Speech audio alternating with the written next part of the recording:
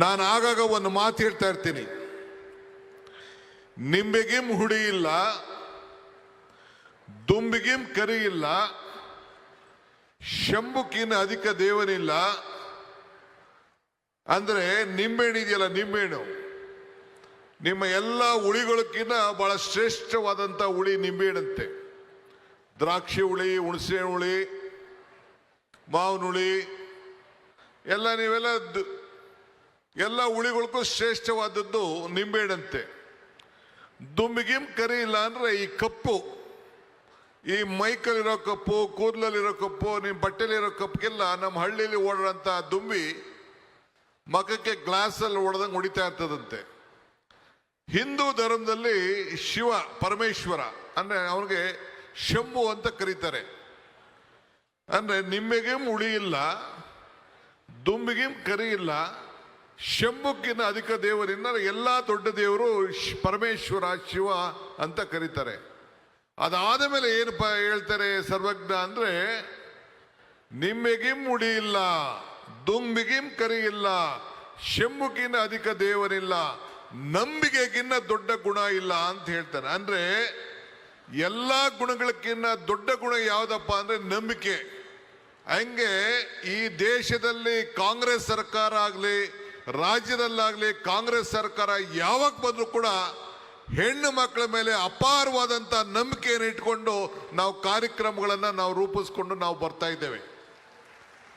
ಆ ರೂಪನೇ ಇವತ್ತು ಇಂದಿರಾ ಗಾಂಧಿಯವರ ಏನು ಈ ದೇಶದ ಒಬ್ಬ ದೊಡ್ಡ ಮಹಿಳಾ ಶಕ್ತಿ, ಇಡೀ ಪ್ರಪಂಚಕ್ಕೆ ಒಂದು ಹೆಸರನ್ನು ತಂದುಕೊಟ್ಟಂತ ಮಹಾಶಕ್ತಿ ಇಂದಿರಾ ಗಾಂಧಿಯವರು ಕೊಟ್ಟಂತ ಕಾರ್ಯಕ್ರಮದ 50 ವರ್ಷದ ಸಂಭ್ರಮ ಇವತ್ತು ನಾವು ಆಚರಣೆಯನ್ನು ನಾವು ಮಾಡ್ತಾ ಇದ್ದೇವೆ. ನಿಮ್ಮ ಸಚಿವರಾದಂಥ ಲಕ್ಷ್ಮೀ ಹೆಬ್ಬಾಳ್ಕರ್ ಅವರು, ನಮ್ಮ ಸಹೋದ್ಯೋಗಿಗಳು, ಅವರು ಅನೇಕ ಕಾರ್ಯಕ್ರಮಗಳ ಬಗ್ಗೆ ತಮ್ಮ ಹತ್ರ ಚರ್ಚೆಯನ್ನು ಮಾಡಿದ್ರು. ಎಲ್ಲ ಕಾಲದಲ್ಲೂ ಕೂಡ ಏನು ಯಾವ ರೀತಿ ಕಾರ್ಯಕ್ರಮಗಳನ್ನ ಕಾಂಗ್ರೆಸ್ ಸರ್ಕಾರ ಇದ್ದಾಗ ನಾವು ಕೊಟ್ಟಿದ್ದೇವೆ ಅನ್ನೋ ಮಾತನ್ನು ಕೂಡ ಅವ್ರಿಗೆ ನೆನಪು ಮಾಡಿದ್ರು. ನಾನು ಒಂದು ಮಾತು ಇನ್ನೊಂದು ಮಾತು ಹೇಳ್ತಾ ಇರ್ತೇನೆ, ದೇವರು ವರನೂ ಕೊಡುವುದಿಲ್ಲ, ಶಾಪನೂ ಕೊಡುವುದಿಲ್ಲ, ಆದರೆ ಅವಕಾಶ ಮಾತ್ರ ಕೊಡ್ತಾನೆ ಅಂತ.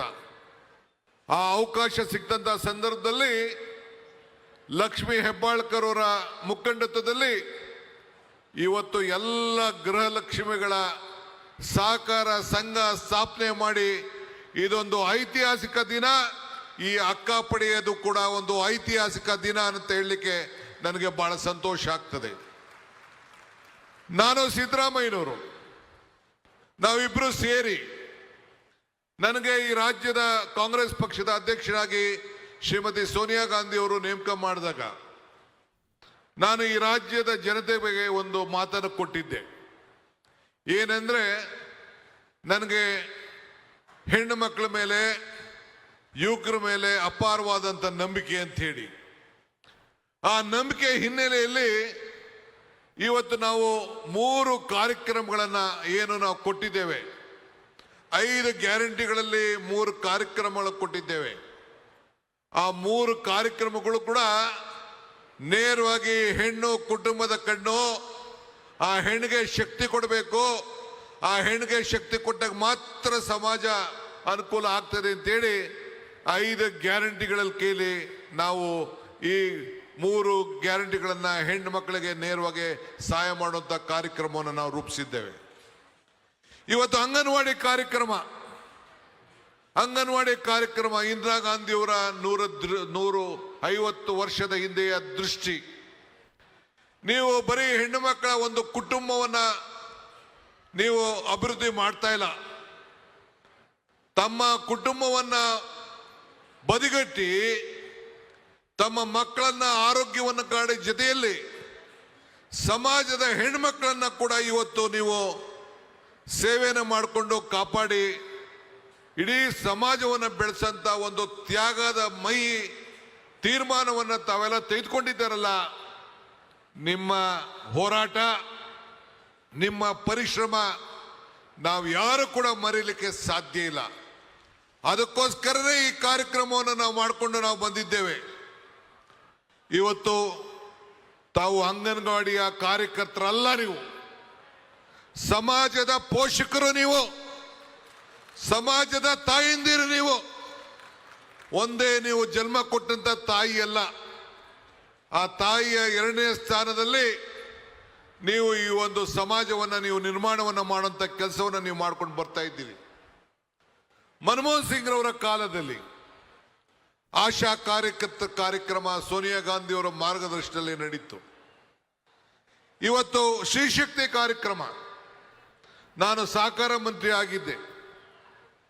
ಅವತ್ತು ಗವರ್ನರ್ ರಮಾದೇವಿ ಅವರು ಗವರ್ನರ್ ಇದ್ದರು. ನಾನೊಂದು ಕಾರ್ಯಕ್ರಮಕ್ಕೆ ಬೀದರ್ಗೆ ಹೋಗಿದ್ದೆ. ಅಲ್ಲಿ ಆ ಸಂಘಟನೆಯನ್ನು ನಾನು ನೋಡಿದೆ.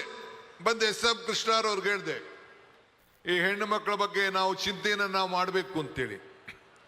ಆವತ್ತು ಆ ಶ್ರೀಶಕ್ತಿಯ ವಿಚಾರವನ್ನ ಚರ್ಚೆ ಮಾಡಿ ಕ್ಯಾಬಿನೆಟ್ನಲ್ಲಿ ನಾನು, ಕೃಷ್ಣರವರು ಮತ್ತು ಅನೇಕ ಅಧಿಕಾರಿಗಳೆಲ್ಲ ಮತ್ತೆ ಸಪರೇಟ್ ಆಗಿ ಮಾತಾಡಿ ಮೋಟಮ್ನವ್ರಿಗೆ ಈ ಜವಾಬ್ದಾರಿಯನ್ನು ವಹಿಸಬೇಕು ಅಂತೇಳಿ ಇದನ್ನು ಕೊಟ್ಟು ಇಡೀ ರಾಜ್ಯದಲ್ಲಿ ಒಂದು ಆರ್ಥಿಕವಾದಂಥ ಕ್ರಾಂತಿ.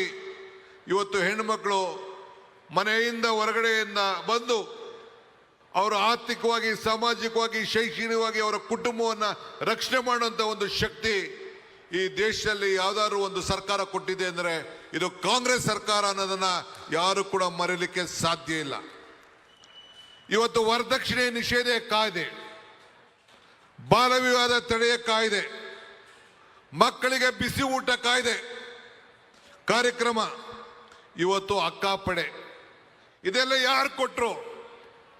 ನಾನು ಬಿಜೆಪಿ ಸರ್ಕಾರ, ಜನತಾ ಸರ್ಕಾರಕ್ಕೆ ನಾನು ಈಗ ಟೀಕೆ ಮಾಡಲಿಕ್ಕೆ ನಿಮ್ಮ ಮುಂದೆ ನಿಂತಿಲ್ಲ. ಚುನಾವಣೆಯಲ್ಲಿ ತಾವೆಲ್ಲ ಕೂಡ ಅನೇಕರು ನಾಯಕರಾಗಿ ಬೆಳೆದಿದ್ದೀರಿ. ಬಹಳ ಜನ ಮುನ್ಸಿಪಾಲಿಟಿಯ ಮೆಂಬರ್ಗಳಾಗಿದ್ದೀರಿ. ಹಳ್ಳಿಗಳಲ್ಲಿ ನಿಮ್ಮನ್ನ ಎಷ್ಟೋ ಜನ ನಾವು ಪಂಚಾಯತಿ ಮೆಂಬರ್ಗಳು, ಚೇರ್ಮನ್ಗಳನ್ನು ಮಾಡಿದ್ದು ಕೂಡ ನೀವು ಗೆದ್ದಿದ್ದೀರಿ.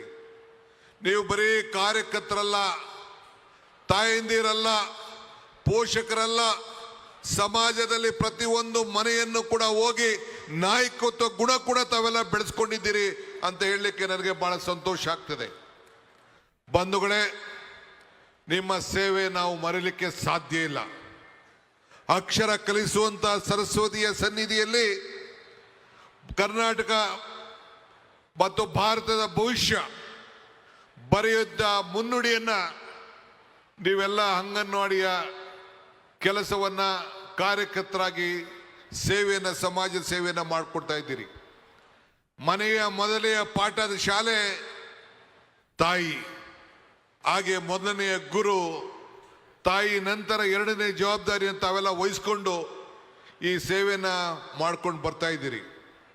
ನಿಮ್ಮ ಸ್ವಂತದ ಮಕ್ಕಳಿಗೂ ಸಮಯ ಕೊಡದೆ ಹೋದಾಗ ಅನೇಕ ಒತ್ತಡಗಳಿದ್ರೂ ಕೂಡ ಆ ತಾಯಿಯ ಪೌಷ್ಟಿಕ ಆಹಾರವನ್ನ ಬೆಳೆಸಿ ತಮ್ಮ ಮಕ್ಕಳಂತೆ ತಾವು ಮಾಡ್ತಾ ಇರೋಂಥದ್ದು, ನಾನು ಮತ್ತೆ ಹೇಳ್ತಾ ಇದ್ದೀನಿ, ಇಡೀ ದೇಶಕ್ಕೆ ತಾವು ತ್ಯಾಗವನ್ನು ಮಾಡ್ತಾ ಇದ್ದೀರಿ. ತ್ಯಾಗದ ಮಹಿ ಅಂತ ಹೇಳಿ ನಾನು ಆಗಾಗ ಇನ್ನೊಂದು ಮಾತನ್ನು ಹೇಳ್ತಾ ಇರ್ತೀನಿ. ನಮ್ಗೆ ಅನೇಕರು ಮೋಟಮ್ನವರು ಎಂದು ಹೇಳ್ತಾ ಇರ್ತಾರೆ, ಹೆಣ್ಣು ಕುಟುಂಬದ ಕಣ್ಣು ಅಂತ ಹೇಳಿ. ಯಾರೇ ಆಗಲಿ ನಮಗೆ ಬಂದು ಭೇಟಿ ಮಾಡುವಾಗ, ಒಂದು ಅರ್ಜಿ ಕೊಡುವಾಗ, ಒಂದು ಇನ್ವಿಟೇಷನ್ ಕೊಟ್ಟಾಗ ಬರೀ ಡಿ.ಕೆ. ಶಿವಕುಮಾರ್ ಅಂತ ಯಾರು ಕೊಡುವುದಿಲ್ಲ, ಶ್ರೀಮತಿ ಮತ್ತು ಶ್ರೀ ಡಿ.ಕೆ. ಶಿವಕುಮಾರ್ ಅಂತ ಹೇಳ್ತಾರೆ. ಪರಮೇಶ್ವರನ್ ಕರಿಬೇಕಾರೆ ಪಾರ್ವತಿ ಪರಮೇಶ್ವರ ಅಂತಾರೆ. ಲಕ್ಷ್ಮಿ ಕರಿಬೇಕಾರೆ ಲಕ್ಷ್ಮೀ ವೆಂಕಟೇಶ್ವರ ಅಂತ ಕರೀತಾರೆ. ಗಣೇಶನಿಗೆ ಮದುವೆ ಆಗಲಿಲ್ಲ, ಹಬ್ಬ ಮಾಡುವಂತ ಸಂದರ್ಭದಲ್ಲಿ ಮೊದಲು ಗೌರಿ ಹಬ್ಬ ಮಾಡ್ತೀವಿ, ಆಮೇಲೆ ಗಣೇಶನ ಹಬ್ಬ ಮಾಡ್ತೀವಿ. ಯಾವ್ದಾದ್ರು ಊರಿಗೆ ಹೋದ್ರೆ ಆ ಗ್ರಾಮ ದೇವತೆ ಯಾವುದು ಅಂತ ಕೇಳ್ತೀವಿ. ಈ ಬೆಂಗಳೂರು ನಗರಕ್ಕೆ ಬಂದ್ರೆ ಈ ಗ್ರಾಮ ದೇವತೆ ಅಣ್ಣಮ್ಮ ಅಂತ ಕರಿತೀವಿ. ಹಂಗೆ ಪ್ರತಿ ಸಂದರ್ಭದಲ್ಲೂ ಕೂಡ ಈ ಭೂಮಿ ತಾಯಿಗೆ ಗೌರವ ಕೊಡುವಂತ ಪದ್ಧತಿ, ಸಂಸ್ಕೃತಿ ಈ ದೇಶದಲ್ಲಿ ಉಳಿಸ್ಕೊಂಡು ನಾವು ಬಂದಿದ್ದೀವಿ. ಅಂತ ಪವಿತ್ರವಾದಂಥ ಭೂಮಿಲಿ ನಾವೆಲ್ಲ ಕೆಲಸವನ್ನು ನಾವು ಮಾಡ್ತಾ ಇದ್ದೀವಿ. ಇವತ್ತು ಮಹಿಳೆ ಮತ್ತು ಮಕ್ಕಳ ಸುರಕ್ಷಿತವಾಗಿ ಸಮಾಜವನ್ನು ಅಭಿವೃದ್ಧಿಯನ್ನು ಮಾಡಲಿಕ್ಕೆ ನಿಮ್ಮ ಮೇಲೆ ಒಂದು ದೊಡ್ಡ ಜವಾಬ್ದಾರಿ ಇವತ್ತು ಇದೆ. ನಮ್ಮ ಸರ್ಕಾರ, ಸಿದ್ದರಾಮಯ್ಯ ನೇತೃತ್ವದ ಸರ್ಕಾರ ಇವತ್ತು ನಿಮಗೆ ಶಕ್ತಿಯನ್ನು ಕೊಡಬೇಕು ಅಂತೇಳಿ ಇವತ್ತು 1 ಕೋಟಿ ಅಂದೆ 1,00,000 ಕೋಟಿ 1,00,000 ಕೋಟಿ 8,000 ಒಟ್ಟಿಗೆ ಸೇರಿ ಇವತ್ತು ಗೃಹಲಕ್ಷ್ಮಿ ಹಣವನ್ನ ಕೊಟ್ಟು ಇಡೀ ದೇಶಕ್ಕೆ ಈ 5 ಗ್ಯಾರಂಟಿಗಳನ್ನು ಕೊಡುವಾಗ ಮಾನ್ಯ ಶ್ರೀ ಮೋದಿ ಅವರು ನಮ್ಮನ್ನ ಟೀಕೆ ಮಾಡಿದ್ರು. ಇದು ಸಾಧ್ಯನಾ ಅಂತ ಹೇಳಿದ್ರು. ನಾನು ಹೇಳಿದೆ, ಎಲೆಕ್ಷನ್ ಬಂದಂತ ಸಂದರ್ಭದಲ್ಲಿ ಎಲ್ಲ ಕ್ಷೇತ್ರಗಳಿಗೆ ಪ್ರಚಾರ ಮಾಡುವಾಗ ಕಮಲ ಕೆರೆಯಲ್ಲಿದ್ದರೆ ಚಂದ, ತೆನೆ ಹೊಲದಲ್ಲಿದ್ದರೆ ಚಂದ, ಈ ದಾನ ಧರ್ಮ ಮಾಡುವ ಕೈ ಅಧಿಕಾರದಲ್ಲಿದ್ರೆ ಮಾತ್ರ ಚಂದ ಅಂತ ಒಂದು ಮಾತು ಹೇಳಿದೆ. ಆಗೇನಾಯ್ತು?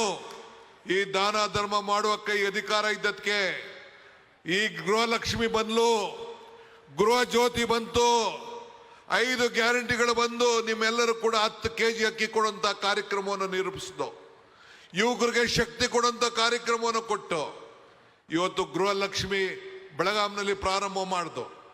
ನಿಮ್ಮೆಲ್ಲರೂ ಕೂಡ ಉಚಿತವಾಗಿ ವಿದ್ಯುತ್ ಶಕ್ತಿಯನ್ನು ಕೊಡುವಂತ ತೀರ್ಮಾನ, 2,000 ರೂಪಾಯಿ ಕೊಡುವಂತ ತೀರ್ಮಾನ, 10 kg ಅಕ್ಕಿ ಕೊಡುವಂತ ತೀರ್ಮಾನ, ಎಲ್ಲರಿಗೂ ಕೂಡ ಇಂಥ ಒಂದು ಯುವಕರಿಗೆ ಉದ್ಯೋಗ ಇಲ್ದವ್ರಿಗೆ ಕೊಡುವಂತ ಈ 5 ಗ್ಯಾರಂಟಿಗಳೇನಿದೆ, ಈ ಕೈ ಇಷ್ಟು ದಾನವಾಗಿ ಕೊಡುವಂತ ಕೆಲಸ ಇಡೀ ರಾಷ್ಟ್ರದಲ್ಲಿ ಇವತ್ತು ಮೋದಿ ಸರ್ಕಾರ ನಮ್ಮನ್ನ ಇವತ್ತು ಕಾಪಾಡುವಂತ, ನಮ್ಮನ್ನ ಮಾರ್ಗದರ್ಶನವನ್ನ ನೋಡಿಕೊಂಡು ನಾವು ಮಾಡುವಂತ ಕೆಲಸವನ್ನ ನೋಡುವಂತ ಕೆಲಸ ಇಡೀ ದೇಶದಲ್ಲಿ ಇವತ್ತು ನೋಡ್ಕೊಂಡು ಬರ್ತಾ ಇದೆ.